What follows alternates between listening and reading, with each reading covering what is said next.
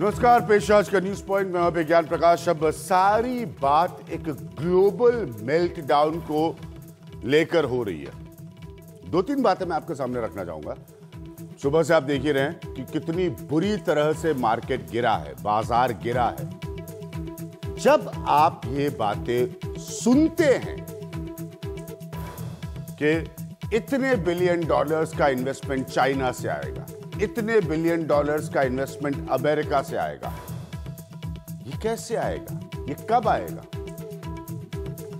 ये किसके लिए बनी हुई प्रोमिसेस है? अगर वहां की मार्केट से या वहां की मार्केट के प्रभाव से यहां की बाजारें गिर रही हैं, तो हम किस इन्वेस्टमेंट की बात कर रहे हैं, हम किस माहौल की बात कर रहे हैं?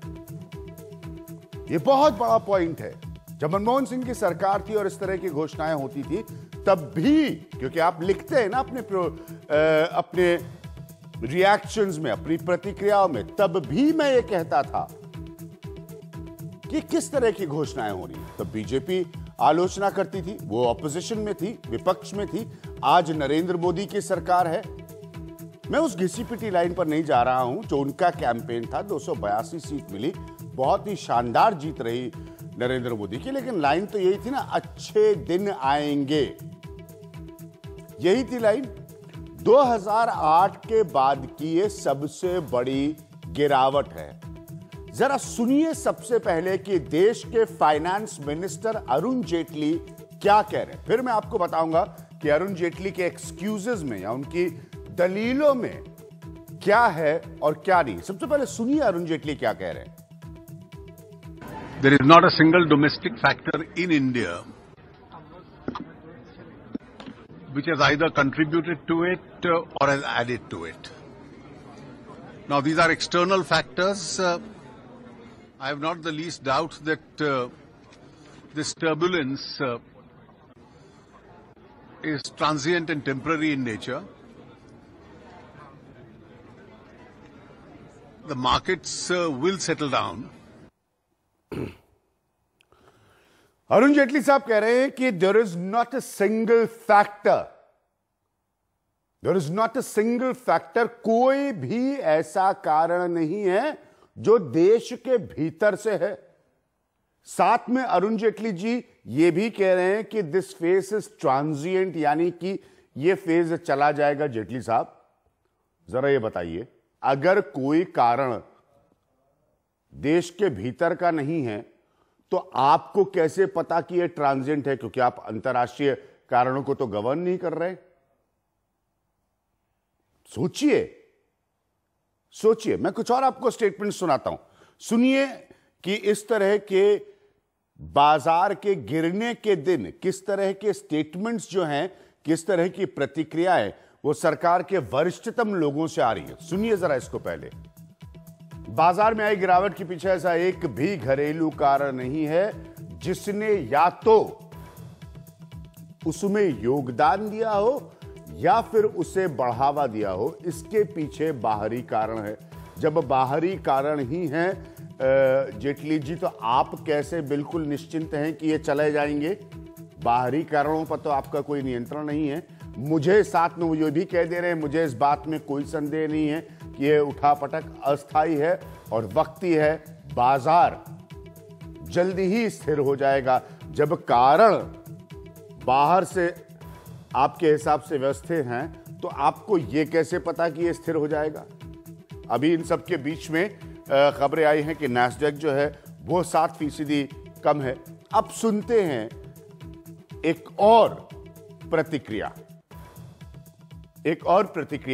ये राजीव महर्षि हैं, ये वित्त सचिव है, फाइनेंस सेक्रेटरी है। जरा इनको सुनिए, ये क्या कह रहे हैं। रुपया नियंत्रित मुद्रा नहीं है, रुपी इज नॉट कंट्रोल्ड। उसकी कीमत बाजार तय करता है, उसकी कीमत मार्केट फोर्सेस पे डिपेंड करती है। सही बात है। दो बातें ध्यान में रखी जानी चाहिए, ये राजीव महर्षि कह रहे हैं। पहली ये कि भले ही रुपए की कीमत डॉलर के मुकाबले कम हुई हो, बाकी मुद्राओं के मुकाबले रुपया मजबूत हुआ है। महर्षि जी, जरा हम ये जानना चाहते हैं, हमारे जैसे आर्थिक मामलों की कम समझ रखने वाले लोग, कि अगर रुपए की तुलना डॉलर से टाइम टू टाइम नहीं की जाए तो किससे की जाए? किससे की जाए? बाकी मुल्कों की करेंसी से की जाए। आप लोग दलील ये दे रहे हैं कि डॉलर से अगर आप तुलना करें तो रुपया कमजोर है, लेकिन बाकी सारे तरीकों से रुपया मजबूत है। बाकी आप करेंसी से तुलना कीजिए, किस मुल्क की करेंसी से हम तुलना करें? आप बताइए ना, आप बताइए। इसीलिए मैंने कार्यक्रम की शुरुआत में आपसे कहा ना कि जब बड़े बड़े इतने बिलियन चाइना से, इतने बिलियन यूएस से इन बातों की घोषणा होती है, फिर अंत में आप ये भी कह रहे हैं कि भाई देखिए डॉलर से आप उसकी तुलना न करिए रुपए की। रुपए वैसे बहुत मजबूत है। ये गवर्नमेंट के आर्ग्यूमेंट्स हैं, सरकार की दलीलें हैं। अब देखिए प्रधानमंत्री का वक्तव्य सुनिए जरा ध्यान से। मुझे प्रसन्नता है कि आज भारत में 2 चाइनीज इंडस्ट्रियल पार्क बनाते हुए, यह 18 सितंबर 2014 का नरेंद्र मोदी जी का बयान है, ये जब उनके चाइनीज प्रीमियर की विजिट थी। जरा इसको सुनिए। इसीलिए मैं इस पॉइंट को रख रहा हूं कि मुझे प्रसन्नता है कि आज भारत में 2 चाइनीज इंडस्ट्रियल पार्क बनाने पर समझौता हुआ, ये उन्होंने कहा नरेंद्र मोदी ने। और उन्होंने 5 साल में $20 बिलियन का चीनी निवेश करने की प्रतिबद्धता भी जाहिर की है। यह तब नरेंद्र मोदी साहब ने कहा था यह आर्थिक संबंधों का एक नया अध्याय है। रेलवे के क्षेत्र में हम आज सहयोग के लिए कुछ ठोस निर्णय ले रहे हैं। ठीक है, अब ये प्राइम मिनिस्टर नरेंद्र मोदी कह रहे हैं 18 सितंबर 2014 को कि $20 बिलियन चाइना हमारे लिए निवेश करेगा, भारत के लिए निवेश करेगा, जिसमें एक बड़ा परिवर्तन का क्षेत्र जो है रेलवेज होगा। अब भाई मैं बड़ा कंफ्यूज हो गया हूं। एक तरफ डॉलर के मुकाबले रुपया कमजोर है, कोई बात नहीं, बाकी करेंसीज के मुकाबले बहुत मजबूत है। दूसरी तरफ इतने $बिलियन अमेरिका से आएंगे, $20 बिलियन चाइना से आएंगे, लेकिन अगर अमेरिकन और चाइनीज मार्केट नीचे आ जाती हैं तो आपका बाजार नीचे आ जाता है। जरा इनमें लिंकेजेस को, कनेक्टिविटी को समझिए कि हम कितना निर्भर हैं, और अगर उनकी बाजारों का यह हाल है तो हम किस निवेश के आने की उम्मीद लगाकर बैठे हैं और कितना आया ये कोई स्पष्टता नहीं है। समझिए। एक ट्विटर में और आपको दिखाऊंगा, क्योंकि उस समय मैंने भी बहुत आलोचना की थी मनमोहन सिंह की आर्थिक नीतियों की और कांग्रेस सरकार की, वो भी मैं जरूर आपको दिखाना चाहूंगा। 30 अगस्त 2013 का सुषमा स्वराज का यह ट्वीट है, 30 अगस्त 2013 का। संसद में प्रधानमंत्री के बयान पर उस समय भी रुपया नीचे आ रहा था। रुपए ने अपनी कीमत खोई है और प्रधानमंत्री ने अपनी गरिमा खोई है। ये तब सुषमा स्वराज ने ट्वीट किया था मनमोहन सिंह पर। आज आप बताइए क्या ट्वीट किया है कोई? तो ये 4 फैक्टर्स मैं आपके सामने रख रहा हूं। जरा ध्यान से आप मेरे पॉइंट को समझ गए ना कि जिस यूएस और चाइना के मार्केट के गिरने से आपका बाजार गिरता है, उस यूएस और चाइना से आपको बहुत सारा निवेश आने वाला है। उस यूएस और चाइना के उस यूएस के डॉलर के मुकाबले जो है हमारे वित्त सचिव कहते हैं रुपया की आप तुलना मत करिए, बाकी करेंसी से करिए, उसके मुकाबले रुपया बहुत अच्छा है। तो ये क्या माहौल है? ये किस इकोनॉमिक एनवायरनमेंट की हम बात कर रहे हैं? हमारे साथ जो आज खास मेहमान हैं उनसे मैं आपको यहां पर मिलाना चाहूंगा। किरीट सोमैया साहब हैं हमारे साथ, जो कि मैं हमेशा आपसे कहता हूं कि आर्थिक मामलों के गंभीर जानकारों में मैं उनको गिनता हूं भारतीय जनता पार्टी की तरफ से। शर्मा जी हैं, बहुत इनसे हम जरूर बात करेंगे क्योंकि इन सब के पीछे गिरता हुआ रियल एस्टेट है, प्याज के गिरते हुए दाम है। हालांकि क्रूड इंटरनेशनल आर्ग्यूमेंट से बड़ी कॉम्प्लिकेटेड बातें, इसलिए थोड़ा सरल करके आपको बताने की कोशिश कर रहा हूं। क्रूड के भी दाम नीचे आए हैं, तो ये बड़ा दिलचस्प है। और इसके अलावा हमारे साथ धीरेन्द्र कुमार जी ज्वाइन करेंगे और अनिल शर्मा जो कि आम्रपाली ग्रुप को रिप्रेजेंट करते हैं रियल एस्टेट के, वो ज्वाइन करेंगे। 2 मेरे बड़े मूल प्रश्न हैं यहां पर, मैं इनको यूएस और चाइना पर केंद्रित रखूंगा, फिर प्याज पर आऊंगा, फिर रियल एस्टेट पर आऊंगा, फिर ओवरऑल माहौल की। किरीट सोमैया जी, इस मार्केट के गिरने से अमेरिका और चाइना की, अगर हम इसे ग्लोबल मेल्टडाउन करार दे रहे हैं, तो हम इनसे क्या उम्मीद कर रहे हैं कि हमारे यहाँ कितना निवेश और कैसे कैसे करेंगे, जब ये अपनी इकोनॉमी को संभाल नहीं पा रहे हैं।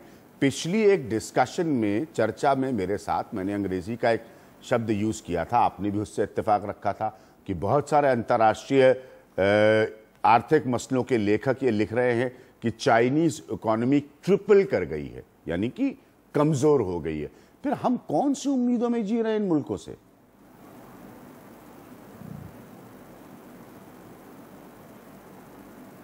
किरीट सोमैया जी।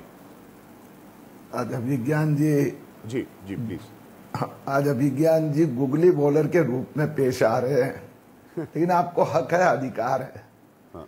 जिस प्रकार से आज मार्केट में गिरावट आई, मुझे लगा कि मैं तो स्ट्रेट ड्राइव कर रहा हूं, गुगली बिल्कुल भी नहीं है, मैं तो बिल्कुल सीधी सीधी बातें रख रहा हूं। आपका बहुत स्पष्ट है, लेकिन मैं कह रहा था कि दोनों चीजें देश के जो भी आर्थिक विषयों के या उनसे जुड़े हुए लोगों को चिंता लगती है। मैं आपकी चिंता से, यानी इन सब से मैं भी चिंतित हूं जी। अब एक होता है चिंता व्यक्त करना, दूसरा होता है परिस्थिति का आकलन करना, और तीसरा होता है इसमें से आगे बढ़ने का मार्ग निकालने का। आपने कहा कि हमारी इकोनॉमिक स्थिति इतनी मजबूत होनी चाहिए कि ग्लोबल कुछ भी स्थिति होती है तो हमारे यहाँ उसका परिणाम जो वो मिनिमम हो। This is what is expected. हम भी ये चाहते हैं कि इस प्रकार की परिस्थिति निर्माण हो, और मुझे ऐसा लग रहा है कि देश ने उस दिशा में जाना चाहिए। आज जो हमारा इंटरनेशनल ग्लोबल डिपेंडेंस बढ़ने के कारण इस प्रकार के धक्के ज्यादा लग रहे हैं। अब विश्लेषण तो आप भी करते हो, सब आज देख रहे हैं कि जो चाइना स्लो डाउन हो, उसके पहले जी जी जो उसके पहले जो ग्रीस की परिस्थिति थी, लेकिन इस सब के बावजूद हमें हिंदुस्तान में इस प्रकार एक ऐसी आर्थिक स्थिति निर्माण करनी चाहिए कि इस प्रकार से इंटरनेशनल स्लो डाउन का हम कैसे मुकाबला कर सके। मैं आपकी चिंता से मान्य करता हूं कि देश के वित्त मंत्रालय ने, रिजर्व बैंक ने, सेबी ने अधिक सक्षम व्यवस्था करनी होगी। ठीक है, बहुत बड़ी बात कह रहे हैं किरीट जी आप। मैं सुन रहा हूं।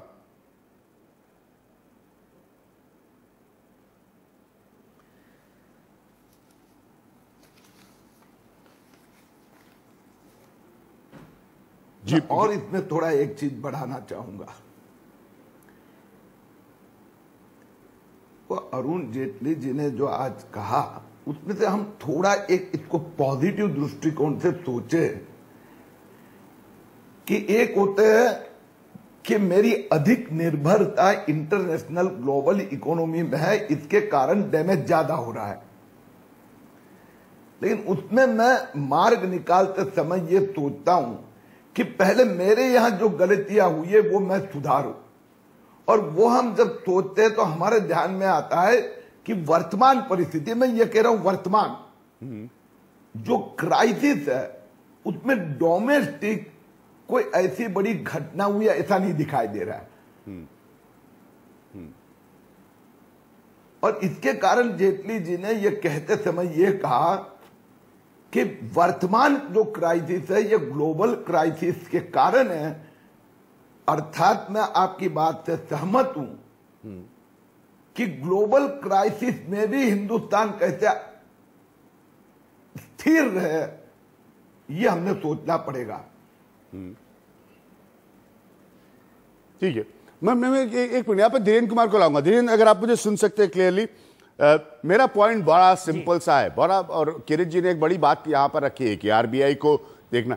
आप लोग सब ये बातें सुनते हैं, नरेंद्र मोदी कहते हैं, पिछली सरकारों ने भी किया है, सब चाइना से इन्वेस्टमेंट, वो $20 बिलियन 18 सितंबर 2014 को नरेंद्र मोदी ने कहा था वो देगी। अमेरिका से आपको $5 बिलियन आना है। वहां के मार्केट्स का ये हाल है। वहां के मार्केट्स की वजह से आपकी यहां की मार्केट 1100 पॉइंट्स नीचे आती है। या हम किस पैसे की उम्मीद कर रहे हैं? हम ये कहां से टर्न अराउंड की उम्मीद कर रहे हैं? अरुण जेटली कहते हैं कि ये ट्रांजिएंट है, ये सब ठीक हो जाएगा। उनको कैसे पता ये सब ठीक हो जाएगा जब वो ये भी कह रहे हैं साथ में कि इसके लिए कोई डोमेस्टिक फैक्टर जिम्मेदार नहीं है?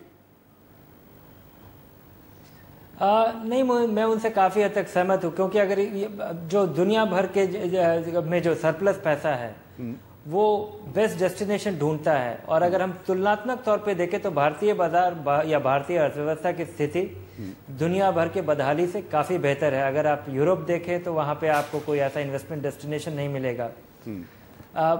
अमेरिका में कंपनियां कैश सरप्लस हैं, वो मौका ढूंढ रही है कि कहाँ विदेश में पैसा लगाया जा सकता हो।